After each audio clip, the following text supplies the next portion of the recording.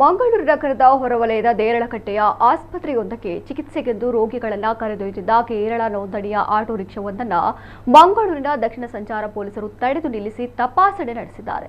ಆದರೆ ಮಾನವೀಯತೆಯ ನೆಲೆಯಲ್ಲಿ ಅವರನ್ನು ದಂಡ ವಿಧಿಸದೆ ಕಳುಹಿಸಿದ್ದು, ಮುಂದಿನ ದಿನಗಳಲ್ಲಿ ಇಂತಹ ತಪ್ಪು ಮರುಕಳಿಸಿದರೆ ಕ್ರಮ ಕೈಗೊಳ್ಳುವುದಾಗಿ ಎಚ್ಚರಿಕೆ ನೀಡಲಾಗಿದೆ ಎಂದು ಪೊಲೀಸ್ ಕಮಿಷನರ್ ಸುಧೀರ್ ಕುಮಾರ್ ರೆಡ್ಡಿ ಅವರು ತಿಳಿಸಿದ್ದಾರೆ. ಆಟೋ ರಿಕ್ಷಾದ ದಾಖಲೆ ಪತ್ರ ಪರಿಶೀಲಿಸಿ ಅದರಲ್ಲಿದ್ದವರ ಚಿಕಿತ್ಸೆಗೆ ಸಂಬಂಧಿಸಿದ ಮಾಹಿತಿ ಪಡೆದುಕೊಳ್ಳುತ್ತಿರುವ ವಿಡಿಯೋ ಸಾಮಾಜಿಕ ಜಾಲತಾಣದಲ್ಲಿ ವೈರಲ್ ಆಗಿತ್ತು. ಈ ಬಗ್ಗೆ ಸ್ಪಷ್ಟನೆ ನೀಡಿರುವ ಕಮಿಷನರ್, ಆಟೋ ಖಾಸಗಿಯಾಗಿ ನೋಂದಣಿಯಾಗಿದ್ದು ಅದರಲ್ಲಿ ಬಾಡಿಗೆಗೆ ಜನರನ್ನ ಸಾಗಿಸಲಾಗ್ತಾ ಇತ್ತು. ಇದು ಮೋಟಾರು ವಾಹನ ಕಾಯ್ದೆಯ ಉಲ್ಲಂಘನೆ. ರೋಗಿಗಳು ಇದ್ದಾರೆ ಎನ್ನುವ ಕಾರಣಕ್ಕೆ ಖಾಸಗಿ ವಾಹನವನ್ನ ವಾಣಿಜ್ಯ ಉದ್ದೇಶಕ್ಕೆ ಬಳಸುವಂತಿಲ್ಲ. ಆ ಆಟೋ ಬೇರೆ ರಾಜ್ಯದಿಂದ ಬಂದ ಕಾರಣ ಸಂದೇಹದಿಂದ ಪೊಲೀಸರು ತಪಾಸಣೆ ನಡೆಸಿದ್ದಾರೆ. ಚಾಲಕನಿಗೆ ಆತನ ತಪ್ಪನ್ನು ತಿಳಿಸಿ ದಂಡದ ಬಗ್ಗೆಯೂ ಮಾಹಿತಿ ನೀಡಲಾಗಿದೆ ಎಂದು ಕಮಿಷನರ್ ತಿಳಿಸಿದ್ದಾರೆ.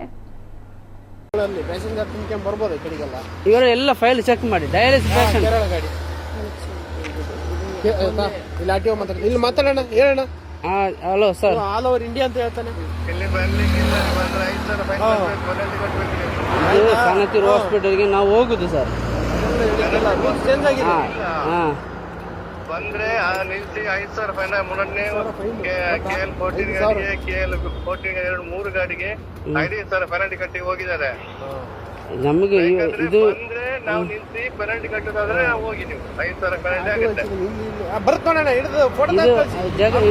ಇದು ಇಲ್ಲಿಗೆ ನಮಗೆ ಡಯಾಲಿಸಿಸ್ ಹಾಸ್ಪಿಟಲ್ಗೆ ಕೊಂಡು ಹೋಗ್ಲಿಕ್ಕೆ ಇವರನ್ನು